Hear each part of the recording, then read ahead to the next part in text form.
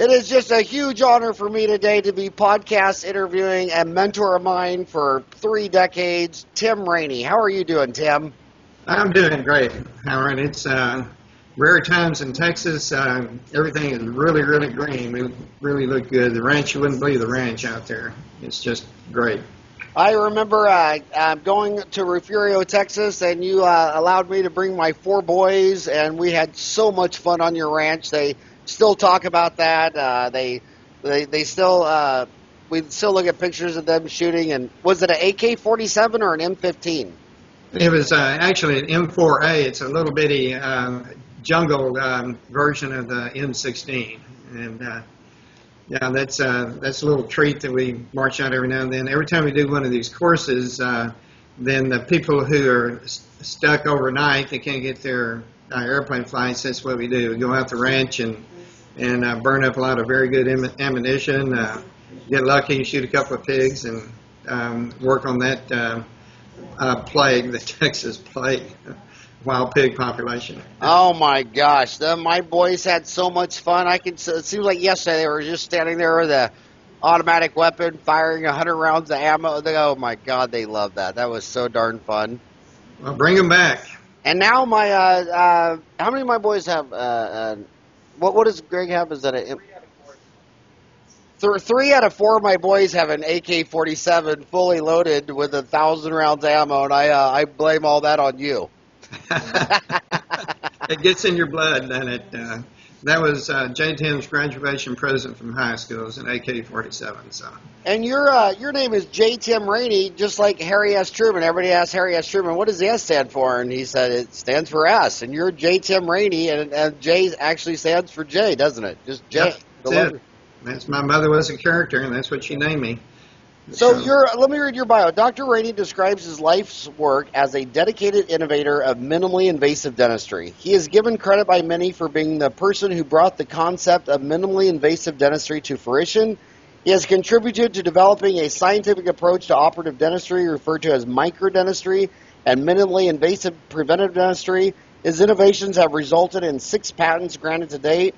In addition to lecturing, he has authored numerous publications focused on minimally invasive and micro-dentistry and previously undocumented tooth structures. I can still remember 30 years ago when I was listening to you lecture, and everybody knew the upper molars had a transverse ridge, and no one saw it on a mandibular lower molar, and now it's called the Rainey ridge. And the instant you pointed to it, I just looked at it and thought, how come I never saw that? Well, there's always somebody to see the first person to see the obvious, and that's what I did. So. But one of the most profound statements an instructor ever told me in dental school was that he said, whenever you see a 100-year-old woman, a 100-year-old patient, obviously 9 times out of 10 it's going to be a woman. They'll say, which teeth does she have left? And everybody was saying different teeth, and he said, the only ones that are still left are the ones that dentists never touched. And he said, every time you touch a tooth, you condemn it to retreatment. And that's why I cringe when I see young girls get veneers, because these dentists will say that they last forever. But when they were doing veneers in the 80s, that 10 years later, what did that look like? 20 years later, what did that look like? In fact, if some girl said today, I'm going to go get 10 veneers on the upper teeth, and she's 20 years old, what would that look like when she was 40? Well, we have plenty of pictures to show that, and I'm very, very proud that I've probably turned down far more cosmetic dentistry than I've done. It has to be absolutely necessary. I have to go through a bleaching procedure, et cetera, and so forth. I don't mind doing one veneer on one tooth, but this thing of cutting down a bunch of teeth and putting veneers on is that's just not right. So anyway, that's what we've been. Now then, I will say that my first bridge, the lady who walked in my office during the first month I opened up practice in 1971, she just recently passed. She was almost completely blind, at least legally blind. And we never lost a tooth in that 45 years, and she died with that first bridge. Okay, So if this stuff is done correctly, everybody pays exquisite attention to detail, then there isn't much reason for things to fail, but still the very best dentistry is a dentistry you never do. That you can't beat the natural teeth, period. But Tim, podcasters are all young. They're all under 30. There's almost no one our age listening to podcasts. They're all young kids. And tell them more specifically, if they prepared 10 upper veneers, the traditional approach, what would that look like 10, 20, 30 years later? I mean, would they have to be replaced? Would any of them have died and needed a root canal? Would any of them needed a full crown? What do you think that would look like on average? Okay, and again, we do have some really good sequential pictures of patients that we did veneers on 30 years ago. We did the first veneers when Preventive was first introduced, and they're going to require maintenance. They're going to stain around the edges. You're going to get abfractions in the veneers. We see a lot of that where they fracture right at the gum line. They pop off. There's always, once you touch that tooth, there's going to be a maintenance cycle to that.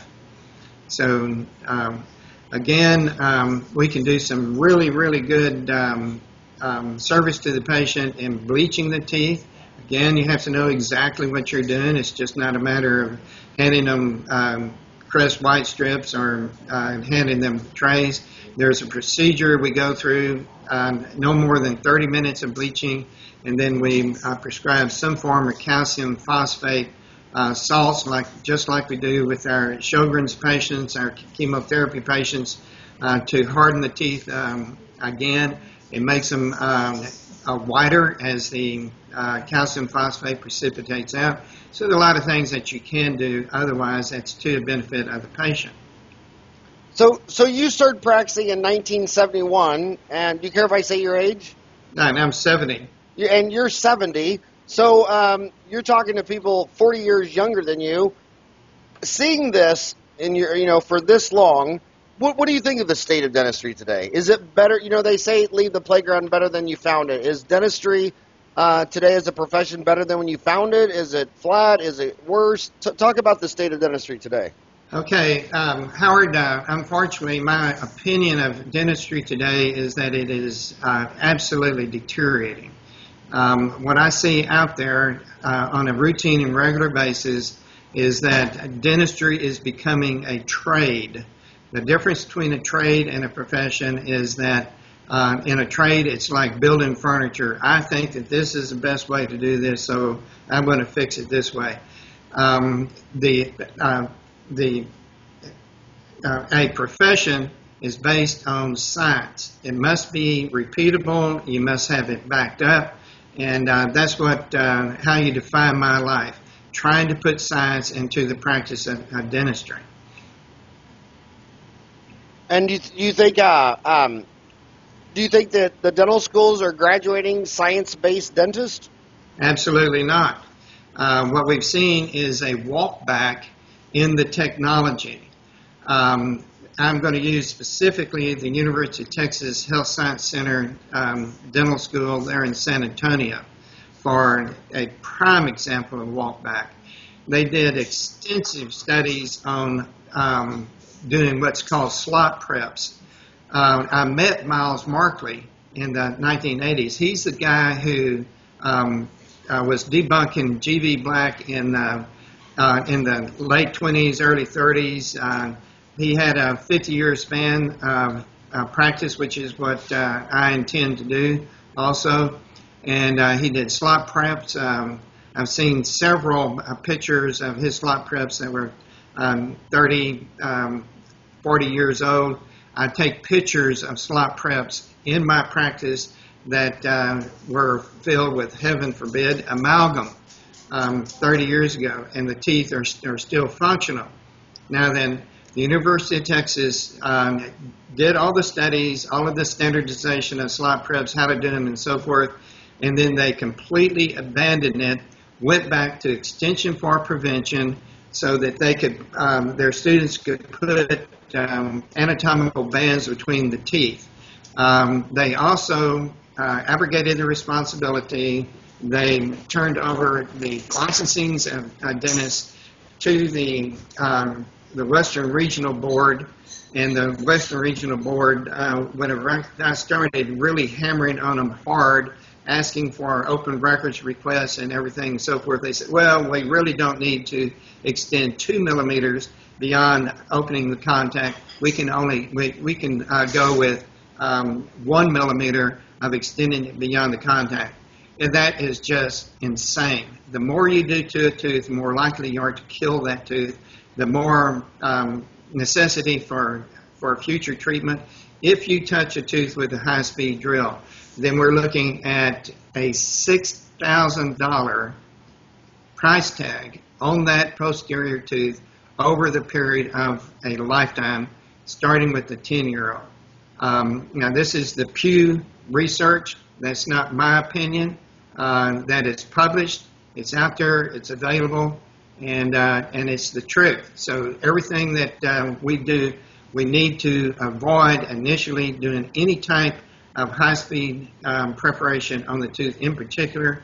Slow speed's not anywhere near as bad, but still you're violating that tooth and that patient if you're removing anything other than unsound tooth structure. It is simply not justifiable. So, one of my pet peeves is, the cosmetic revolution. I mean, imagine if the 1 million physicians all start focusing on tummy tucks and facelifts and boob jobs. I mean, who would treat? I mean, does anyone go to medical school because they want to do facelifts? I mean, whatever happened to wanting to go to medical school to treat diseases and infections and broken things? And also, so what do you think about that? Okay, let me answer that with an obtuse answer. What we look at today when you go to the American Dental Association meetings, whenever you go to any organized meeting out there, 50% of the courses out there are some guru standing up and telling everybody that if you do this, you're going to have the $1 million practice. It is what we call practice management.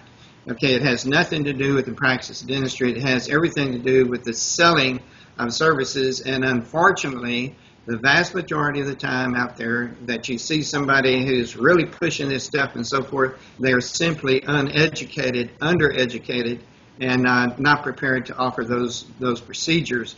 But yet, we're very good at teaching people how to sell skills they don't have. Now then, what that is, it is a symptom of overpopulation of dentists.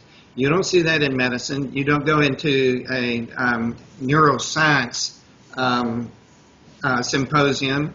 One of our patients is one of the preeminent neurosurgeons in the world. He doesn't know what practice management means. Okay, at advertising or anything else, people find them pretty much the same way that people find me here in Refugio.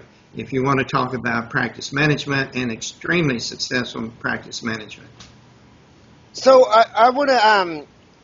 Well, first of all, let's circle back. You said slot prep. I'm just afraid, Tim. A lot of kids don't know what a slot prep what a slot prep means. You have a tooth. Okay, down below the contact point, you have a small lesion beginning. You've determined that lesion has penetrated through the dentin and it is now a threat to that tooth.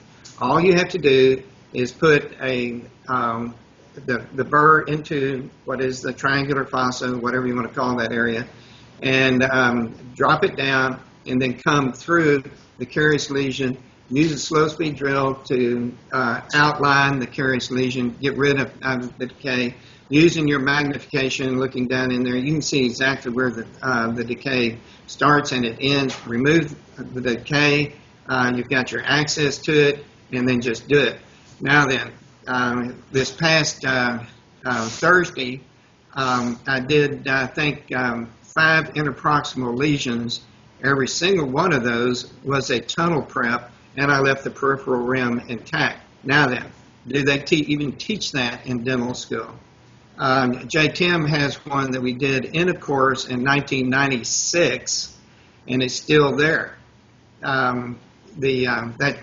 Tim is my son. He's also a dentist. He was in high school We brought him in. We knew we had this interproximal lesion, and we did a tunnel prep. And here we are, 96, 2006, 2016, 20 years. You still can't find it. Okay, that people will look at it in dental school. This is the kind of stuff that is absolutely fun to do in dentistry. It keeps me interested. It keeps me going. It just it's the stuff I look forward to doing. It taxes my skills as a dentist. Doing veneers, anterior cosmetic work, doing a crown prep is as easy as falling off a log. I mean, it is absolutely untaxing of my skills. Anybody can do that. What did you fill it with? What I fill it with, it's a layered filling. We may use a comprimer interproximal because it can dissolve the tooth. Very often we find that the protective layer of the tooth, the very extreme outer layer of the tooth structure, and the extreme outer layer are still intact. That's what they're there for, is to heal the tooth. Then you have a little penetration through it, and if that is still that 200-300 micron layer is still intact, then we can go in there. All you have to do is put glass ionomer up against it, and then you come back 20 years later, it's still going to be there. Now then, if you could penetrate through it with the tunnel prep, then you need to put something in there that's a little bit less soluble. A comprimer, a lot of times we'll just seal it with a composite. It's a fairly complex technique, but we do these things all the time, and they are reliable and they work. You keep from breaking down the very hard peripheral rim enamel around that tooth, which is entirely different than the occlusal enamel. And then you can come back 15, 20 years later and nothing happens to the tooth because you haven't removed anything that is part of the structural integrity of the tooth. When you got out of school in 71, amalgam was the dominant restorative material. Today it's gone to composite. What are your thoughts on dentistry going from amalgam to composite? Okay, first of all, nobody could convince me that amalgam was not a toxic material.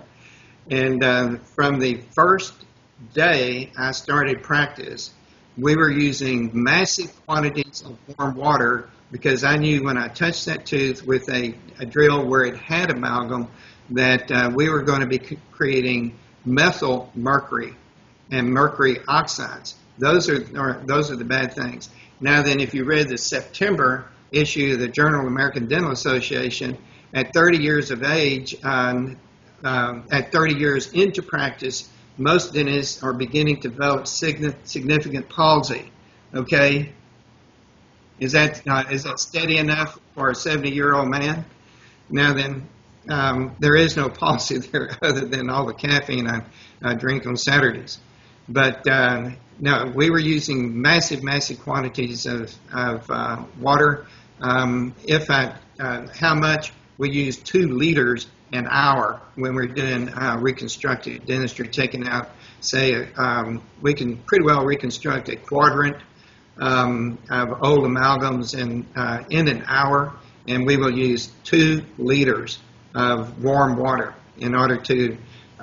One thing we're doing is protecting the pulpal integrity of the tooth, which seems to be a great mystery out there among our dental schools, and we are also absorbing the heat from the drill that creates the methyl mercury, and we're also picking up the components before they can ever get into the atmosphere. Oh, by the way, Jane, the lab called me yesterday. My wife fielded the call, and all of my heavy metals are within quote and unquote a normal range. They said it's very good. There is no elevation of mercury in my bloodstream, and that is a usual and customary finding in dentists. So nobody was telling me that amalgam was a good structure. I did what I had to do. You don't apologize for last year's Cadillac, but we started getting away from amalgam as soon as possible, and we went amalgam-free by the end of 1983. Okay, by the way, we're still looking at many of those old composites. They were primitive.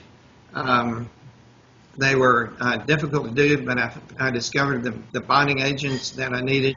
From Denmat, we put a Miracle Mix, was the first glasionomer that we used as a base, and see those every single month. Okay, nothing's happening to the teeth once you get rid of the threat of the amalgam. The teeth do quite well on most people. Of course, you have your Bruxers, you have the guys that weigh 200 pounds like me, who like to eat a lot.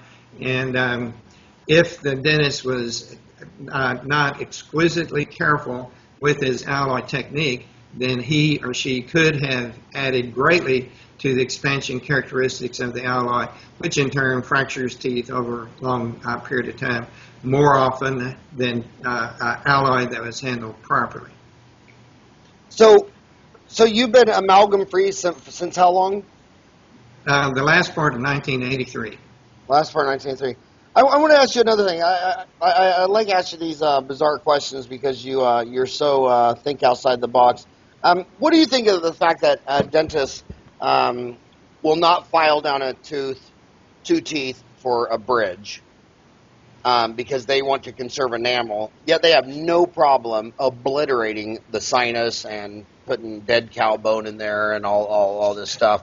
Do you think that's more science or religion? I mean, since they're dentists, they believe in enamel, they don't believe in sinuses, or? No, that's strictly financial. That's it. And when we finally got all the naysayers out of the way, who were saying that implants are bad and all this kind of stuff. Of course, Bradamore had some problems when they first started. It was a brand new field out there, and they had failures and so forth. And there is a point where the implants started becoming very, very reliable in the hands of a very skilled practitioner, with that caveat. Now then, let's go back to that point again that I made at the beginning of this. We just had a patient pass in her 90s who had my original bridge in there, placed in there correctly in 1971. Almost 45 years, 4 decades of service, which is not at all unusual in this practice if it is done correctly from the very beginning. Now then, let's go back to one of the logical things that we were doing way back then. I had read some of the work on Brandicore. Anyway, some of the original bonding materials going all the way back to 1956, 57. And we were making sure that the teeth were meticulously clean before we tried to bond to it. I also had a very crude sandblaster, and it just made sense to me. Sandblast the inside of the crown, stick, and then stuff stuck. Remember that what I was doing, I didn't have bonding agents for this 90-year-old patient. What I had back then was zinc oxyphosphate cement, the oxyphosphate, the potassium, and the phosphoric acid was, of course, the bonding agent. It etched down into the tooth, and you got a really good surface penetration in there. If your margins were very good, then you would lose some of the zinc oxyphosphate cement on the margin. Then the body would form a seal similar to the occlusal surface of a tooth, and then the things would just last. We see 40-year-old crowns every single week in our practice. And remember, the American Dental Association says life expectancy of a crown is between 12 to 18 years. I think those are the parameters they give. I think ours is just getting going really good. I feel like I have failed somewhere if I look at a 20-year-old crown and I have to replace it. I always want to know what was it that I did incorrectly back then that would make this crown fail.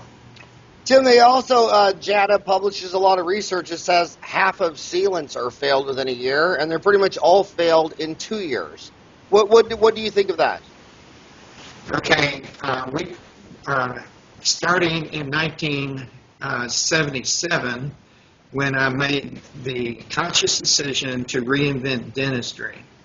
It took me from 77 to 83 to put all that together. Now then, we put a professional lifetime warranty on the restorations on the teeth that erupted in our care since 1983, something the American Dental Association has completely ignored. They've done everything they possibly can to suppress that information, because when we published it first in 1985, if the American Dental Association had said, look, this looks like a great way to be doing this, we can stop 80% of all occlusal decay, and now that we can start cranking back on the number of dentists that we're putting out, we can change the entire course of dentistry for the world. But no, what they did, Howard, was they did everything they possibly could to block the teaching and the research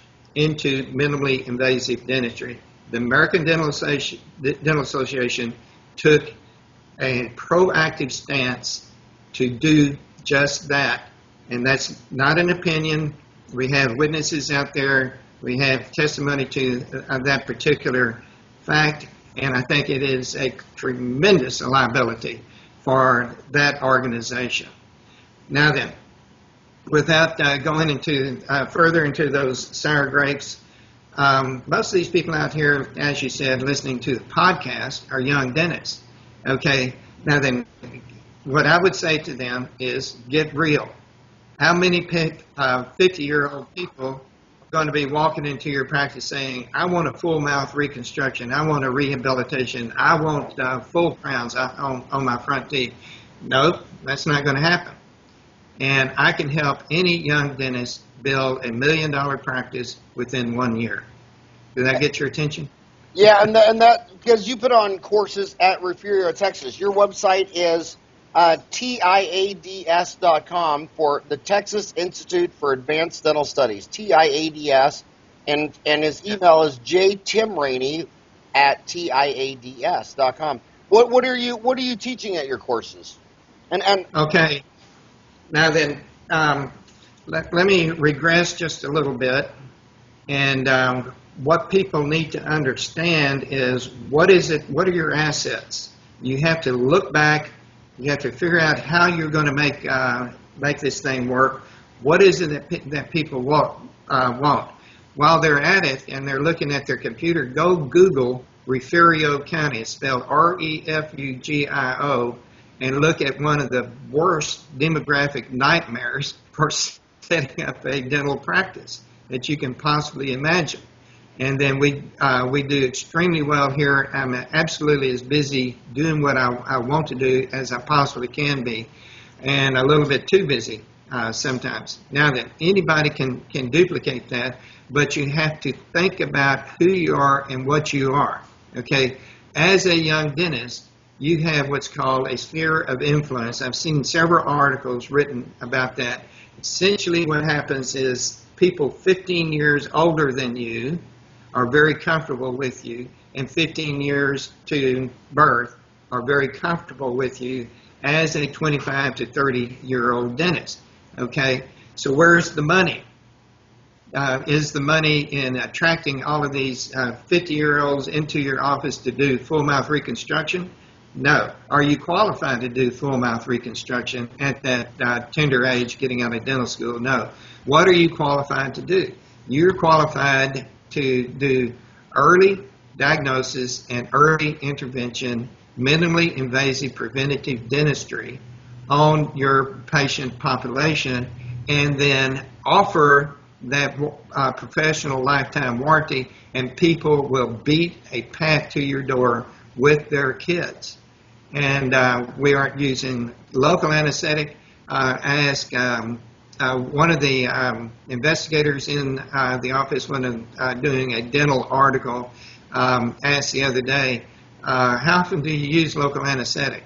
My current assistant has been here 2 years, and I looked at her and I said, how many times have you seen me do local anesthetic in a routine pediatric dental procedure? And she said, Dr. Rainey, you've never used it. Local anesthesia is simply unnecessary in pediatric dentistry and early intervention. Now, then people really understand that. They really, that's what they're looking for their children. And we can do that, and we can teach them how to do that in these courses. And another thing, you're minimally invasive, so you do a lot of children's MODs without doing a chrome steel crown. Talk about that. Absolutely. Howard, I still have my original stainless steel crown set from Unitech that I started with in 1971. There's a few missing out of there, but very, very few. Okay? So the bottom line is, number one, they don't teach tooth anatomy in dental school. There's very few people out there who really understand what a tooth looks like on the microscopic level. And I'm talking about the low power microscopic level. The pediatric teeth, that was one of the first things that I learned when I started practice was everybody wanted to go up to the bar and hobnob with all their friends, talk about hunting, fishing, and all this kind of stuff.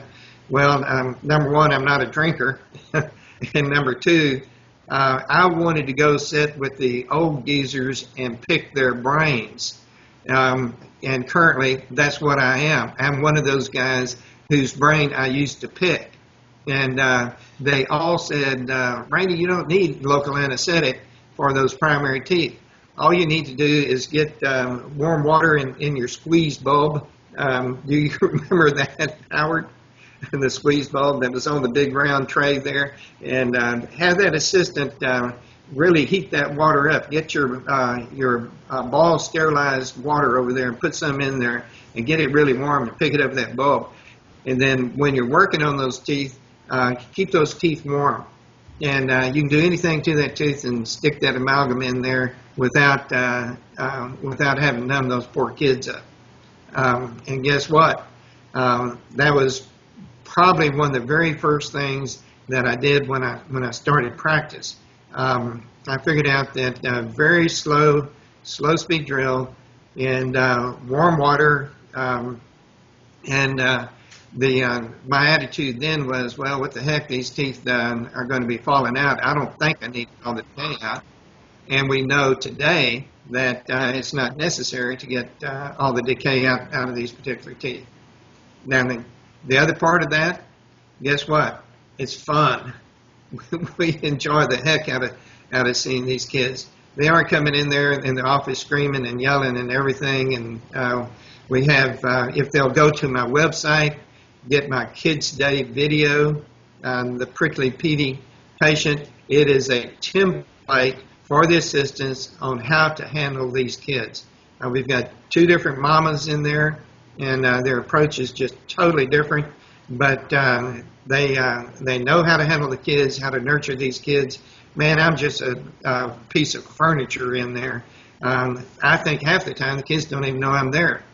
And we can do practically anything with them we need to do, including extracting a very loose primary tooth.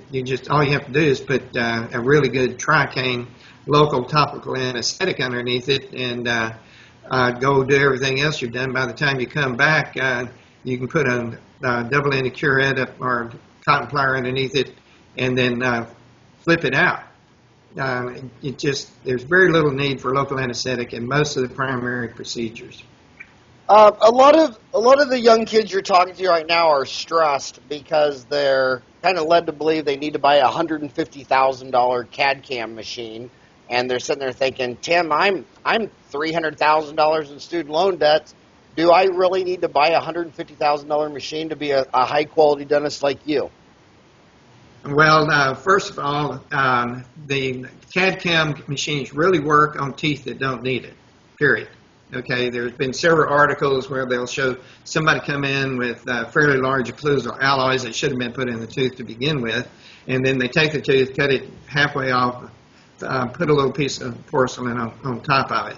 Now then, what I do not see is I do not see a good subgingival margin when the tooth really needs a crown on it, and you get to the point where you can no longer biomimetically repair that tooth, then it's getting more and more difficult to do a CAD/CAM machine. The other thing is people understand that they don't want their teeth cut down, and if the dentist will get himself current in what we call biomimetic dentistry, in other words, how do you mimic dentistry with bonding procedures, okay? And whenever you learn how to do that, and remember, we were winging that in 1983. It was just things that made sense and were logical, such as don't stick composite all in the tooth at one time. I don't know how many times over the years somebody has come and breathed in my ear, I've got this composite that doesn't shrink. Wrong. All composites shrink. There isn't, you have got to learn how to control the shrinkage, and it is very, very simple. We don't have enough time now for me to do that lecture. I can give people the principles, but the bioemulation conference is the colloquium with the Academy of Biomimetic Dentistry, meets September 17th in California. And what is going to build a practice and is doing something different than everybody else out there is doing. All you got from dental school was a license to learn, period. And if these people think that they're going to go out there and buy 100,000, let's say, those machines are probably costing somewhere between $7,000 to $8,000 maximum from the people, the terminal providers of those machines. I know what it takes to build those machines. We looked at them very early on when they were working with them in France. I would avoid those machines because I think they are going to be a magnet for class action lawsuits when people start saying, I had 4 of these crowns put on 10 years ago, and I've got to get 4 more of these. What's happening with you? Well, he did the same thing. When people start putting the nose together and realizing how badly these things fell, then I think that they are going to get the very bad reputation they need, and they're going to become a liability. Learn how to do biomimetic dentistry. Learn how to do the minimally invasive dentistry. Learn how to do work with kids without anesthetic. I can teach people what they need in minimally invasive dentistry to get started in a day and a half. And believe you me, it will do more for your practice than all the advertising that you possibly can buy. Well, the advertising, all they got to do is look around town. People who advertise and just keep wanting new patients, they're still on that drug when they're 40, 50, 60, 70, 80 years old. And it's like, dude, how many people live in Refugio? We're down with this latest downturn on the Eagle Ford. We think we've gone from 2,700 to around 2,300. The whole county has 7,000 people in it. You got city blocks out there in your area that have that many. So if there's 7,000 people in your county and you got 70 new patients a month, it only take 100 months and you've gone through everybody in the town once. So why, after 10, 20, 30, 40, 50 years, you still need new patients? I think the profession of dentistry has got to switch from advertising and marketing for new patients over to patient loyalty and retention and trying to keep customers for life.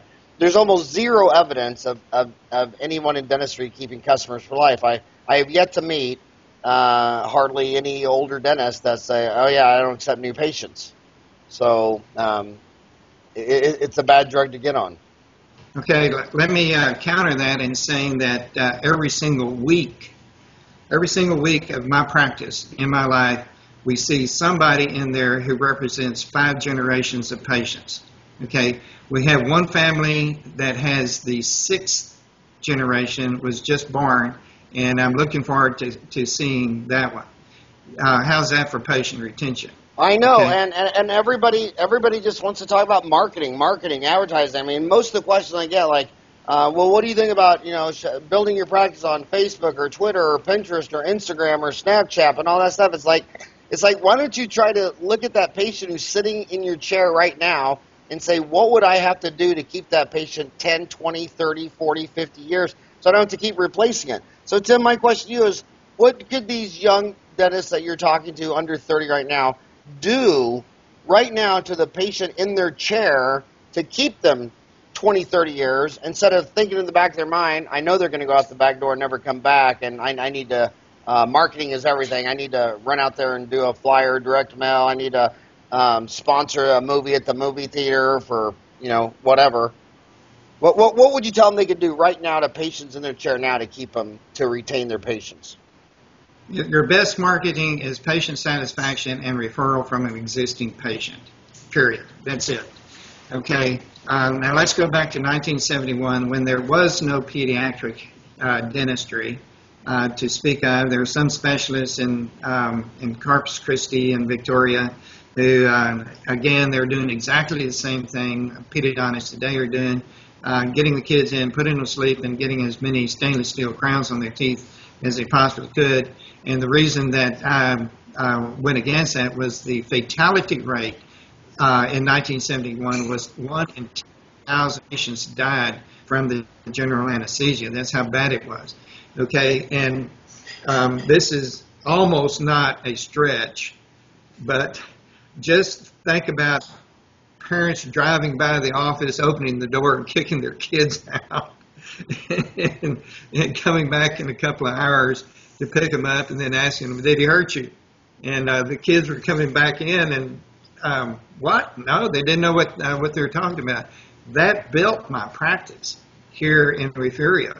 And guess what? Every single week we have a little ceremony. One of those kids comes in every single week who is 30 years old or older, who has no restorations at all in their mouth other than my initial minimally invasive preps. And this little ceremony, we congratulate them because they had the Rainey mouth. That's what I'm proud of. Now then, we have the worst that we have in the practice is 9 root canals and crowns by one of these pediatric specialists out of Victoria. We routinely see 5 root canals and crowns from the ones out of, I'm talking about permanent teeth now. And then I have seen twice all my permanent lifetime warranty patients diagnoses for 5 root canals and 5 crowns, twice. Every single year we'll have at least one of them come back, and they come back from all over the United States. And they come in and say, Dr. Rainey, would you mind looking at this treatment plan? And I say, no problem. And I'll go down there and meet with them on a weekend or whatever. That's an obligation, by the way. And I don't charge. I'll say, I don't want to look at your treatment plan. I'm going to look at your mouth. We'll look in there and say, man, you look like you're doing pretty good. Oh, maybe you need a little touch-up over here. And then we'll look at the treatment plan, 5 crowns, 5 root canals. That's I don't know how people can live with themselves and touch a tooth that doesn't need it. You're getting way off into some psychological problems there. And those are related to taking on too much debt, period. Okay? Living beyond their means from the very beginning. Desperate people do desperate things, and controlling your personal expenditures is the key to, you talk about minimally invasive dentistry, minimalistic lifestyle is probably as important as minimally invasive dentistry. I mean, minimalism is just the road to happiness. Well, I can help these young dentists. I can help them exponentially build their practices. And they have to come to the courses. They have to buy into it. It is so difficult to do what I'm doing that we have a video of my hygienist and my assistant doing it off the back end of a banana plantation loading dock in the Dominican Republic. Now then, so where's the excuse? Okay, that is, I really feel that doing these minimally invasive preps and doing this part of the dentistry is really not something that that J. Tim Rainey, the dentist, needs to be doing. I think that it should become part of what is routinely offered by some form of expanded duty assistant under the direction of a qualified dentist. Now there's a problem. We have to qualify the dentist first. They have to walk the walk, talk the talk until they understand how to do the minimally invasive dentistry. And then it would be far, far cheaper and would make the procedure much more readily available if we can get it over into the expanded duty assistant. And just think about what has happened there, Howard. If I have eliminated 80% of all future dentistry in my patients, then we're going to have to really take a look at the overproduction of dentists, which is this eye-opener I had in Corpus Christi the other day when I was driving down the streets there and seeing these banners out there. Invisalign promotion, cosmetic dentistry, of course, is on every single building out there. And then the topper was no credit check. Just like every used car lot in Corpus Christi. I couldn't believe it. These people are desperate. They need patients. They've got debt, everything else. What is it that they want?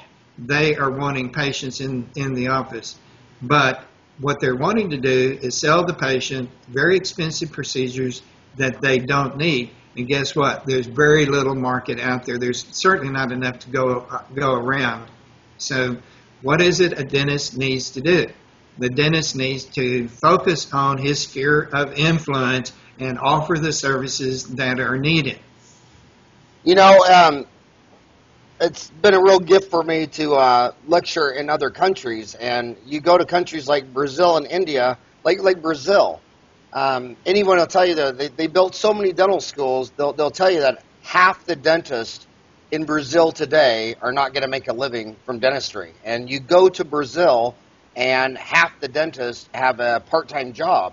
In India is going this area. Malaysia just went from, I was just there a few months ago lecturing, and they went from one dental school to 6 in a decade. And people, if they don't understand supply and demand, and you double the number of dentists, I mean, it's really going to be harmful. And this is a side effect of what you're talking about. And that's just like Mexico. Okay. Now then, we're going to give them a bigger headache because we've had envoys in here from China, India, recently Vietnam, Tibet, and speaking of Mexico, and we're talking with people in Peru and all through South America. What we do understand how to do is to bring 80% of what dentists do on a routine basis in terms of barefoot dentistry to the other 7 million people in the world. Every country has a middle class. The middle class of America is almost the exact same population as the middle class of China. You know, there are billions of people in China, but they have a middle class that is about the same size. Same thing in Brazil. Far more people in Brazil. Middle class the same size of United States. India, middle class the same size as the United States. that is where people are focusing their dental practices, trying to get those people into their practice so they can make a living. And it, as you have said, it is happening here in the United States that the overproduction of dentists is getting to the point where a lot of the dentists out there, bankruptcy in dentistry is now becoming pretty routine, where people get out there and, you know, they listen to the gurus and I'm going to be a cosmetic dentist, I'm going to build an orthodontic practice, I'm going to build an implant practice, or I'm going to do crown and bridge. Where are those patients going to come from? Those are very, very limited in the percentage of the population who actually needs those procedures. So what is it that dentists need? Now then, I'm not going to solve the problem of overpopulation of dentists. What I can do is I can take the young dentist who is starving, who is struggling, and I can jumpstart their practice. And guess what? When you're ahead of the pack and you're the first one on the block to have it, you will always be first. And that's one thing that they can't take away from you. So there you are. Tim, I want to switch gears completely over to another major disease of the mouth, periodontal disease. What are your thoughts on the current state of periodontal disease today in America, and how does it look like compared to when you opened your doors in 1971? Okay, in 1971, it just made sense to me that the scaling and root planing, getting the calculus off the teeth and so forth would have long-term benefits. Okay, then that over a period of time morphed off into what eventually became SRP, and Paul Keyes gave a whole lot to help that. And then along came Tim Rainey, and then we refer to that period of time as the laser wars. And we knew that what we were doing was correct. And I'll give the Texas Dental Association, the Texas Academy of Periodontists, and the American Dental Association, once again, full credit in trying to stop this heresy of soft tissue management. They did everything they possibly could, including trying to get my license. And then there's there's a very interesting story around that. But fortunately, we prevailed. I think if I had been exposed 10 years previously, they would have gotten my license for the heresy of practicing soft tissue management. Everybody knew that periodontal surgery was the only way to cure periodontal disease, and we all know that that has nothing to do with the price of tea in China. It's how clean you keep the teeth. So anyway, that's a whole different thing. But the bottom line is periodontal disease is, again, a bacterial disease, just like tooth decay. They have very common origins, and stopping periodontal disease and stopping tooth decay have very similar qualifications. The three things that you need to do. Number one, I can't help a patient unless they're willing to use a sonic toothbrush, because everybody learns how to improperly brush their teeth. Watch the commercials on TV of kids brushing their teeth. Okay. Number two, the most useless product on the face of this planet, and probably one of the most harmful products ever, has been toothpaste and mouth rinse. Toothpaste, I particularly single out because brush your teeth twice a day, see your dentist twice a year, and make sure that the sugar you put on your teeth with your toothpaste, make sure that you go see the dentist twice a year. Most people don't realize that all of the major brands of toothpaste are made by the same manufacturer. And from the 40s, when we first had disposable income, one of the first things people bought was to go out and get toothpaste. All of the brands of toothpaste had 30% sucrose.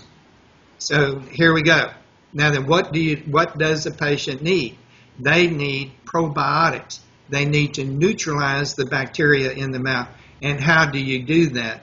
You do that with baking soda, the cheapest, most commonly available chemical on the planet of Earth. Okay? And what else do you need? You need some method of driving it in between your teeth, some form of real cheap interproximal brush, We'll get it down below the sulcus into your teeth. And yes, we can teach people with the barefoot dentistry. We can teach them how to use a toothbrush properly, and I think that there will be a lot more incentive in those populations to use a toothbrush. But where it is available, the best thing out there is a sonic toothbrush. Now remember what I said: 1, 2, 3. A sonic toothbrush, baking soda as a dentifrice, and then some form of interproximal brush. Forget the floss. Floss is good for teenagers, and they're not going to use it to begin with. So what we need to do is raise the pH in the mouth, get rid of the pathogenic bacteria, establish a probiotic bacteria, and then try to get them through the vulnerable years of the teenage years. And then as they begin to approach the ages where the periodontal disease kicks in, if they'll start using the interproximal brushes and the baking soda, they will eliminate the possibility of periodontal disease. Come visit my practice. You'll see it every single day. Somebody who is in serious trouble and is now disease-free. Okay, it's simple. It's easy. You can do it. Tim, a lot of people are concerned and are thinking that almost 20% of implants that have been placed have peri-implantitis, and a lot of peri-implantitis, if the implant is still solid and the tooth can still chew, dentists are just watching it. They're just leaving it there because the alternative would be have to remove the entire implant. What are your thoughts on peri-implantitis? It's exactly the same reason that the tooth fell to begin with, having to do with periodontal disease, et cetera, and so forth. It has to do with the 57% of all root canals that are showing signs of some sort of peri-inflammation. All of these things are predictable and manageable in advance. Now, one of the best things that has ever happened to the science of implantology and periodontics and in prevention is the introduction of ozone. Let's talk about another heresy out there. Ozone, okay, and the stuff just works. It's just amazing, and everybody needs to add ozone to the regimen. It is logic. It's common sense. That is your first line of defense. Is when something penetrates one of your cells in your body, that cell produces ozone. The mammals in particular carry their first line of defense is ozone. We have mechanisms that allow us to deal with ozone, and the microbial population will not mutate or evolve within the next million years or so to overcome the presence of ozone, or they already would have. So let me just throw that one out there. Again, that's a whole new field. I'm not the guru in that field. It's just something that we use on these interproximal teeth, on primary teeth. We haven't had a single one become non-vital. That was asymptomatic when they came into the office, become non-vital within the first 2 or 3 months after we put that restoration in. When we use ozone, this has been since 2007. Let me remind you that many of the pediatric practices routinely kill every single pulp every single pulp of a single tooth, posterior tooth that they treat. But the ozone is magic, but you have to understand tooth structure, and you have to understand how to restore these teeth. And guess what, guys? You didn't learn that in dental school. They don't teach it. Well, Tim, that was I think that was the fastest hour I've ever done on this podcast. I can't believe the hour's up, but I just want to tell you, you're 70 years old. You're still passionate. You've been doing this since 1971. When is your 50-year anniversary? That would be 20? 2021. So Right. That'd be 50, and I guarantee you I'm going to make that. well, and Okay. what are you gonna do on your 50th anniversary of practicing dentistry? By that time, there will be 2 or 3 of these young dentists out there who are listening to this podcast who will be part of my extended practice here in rural South Texas. And I'm going to do just like the senior lawyer in the senior law firm is I'm going to step back and I'm going to impart the wisdom of my half century in dentistry to them and allow them to take over and do what I do and absolutely enjoy. Where's your son practicing? He's in Victoria. He's made Victoria, a name for Canada? himself. Do what? Victoria where? Victoria, Texas. He's 40 miles north of us. Right And on. he's one of your greatest fans, Howard. He listens to you all the time. Oh, that is awesome. But Tim, seriously, I had so much fun going out to your place, taking my 4 boys, learning so much outside the box information. I mean, you're just not I mean, you look at everything from a different perspective. I've loved your amazing mind, my boys. You're one of the most memorable boys I mean, my boys have met dentists in every state and country. They still talk about going out there, and we got to go back sometime. My door is open. The gate keys hangs on the outside. Come back, boys. Anytime you And want. the other thing I really remember so much about your courses, sometimes, I remember one time I was at a lecture, and well, I've seen this several times where a person will ask a question, and the instructor loses it. And I've seen that with some of the biggest names in dentistry. And what I so respect about you is when these young kids would have a thought or idea, you would smile and talk to them till all hours of the night. I mean, you're just such a mentor to these kids. In your mind, there's just no dumb question. There's no bad question. I never saw you get insulted by a question. I just saw you smile and want to talk about it till the cows came home. Well, I take exception to that. There is a really dumb question, and that's the one you failed to ask. Nice. I like that. The only dumb question is the one you failed to ask. That is profound. Tim, thank you so much for this 4th of July weekend, getting up on a Saturday and doing an hour with me and Ryan for the show. Thank you so much. Well, it's been an honor and a pleasure. I appreciate the opportunity to do this podcast.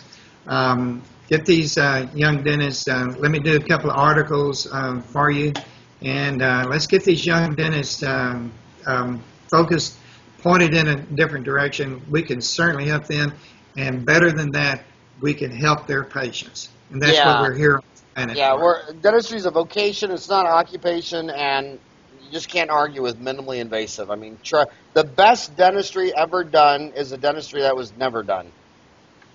Absolutely. All right, buddy. Have a rockin' hot day.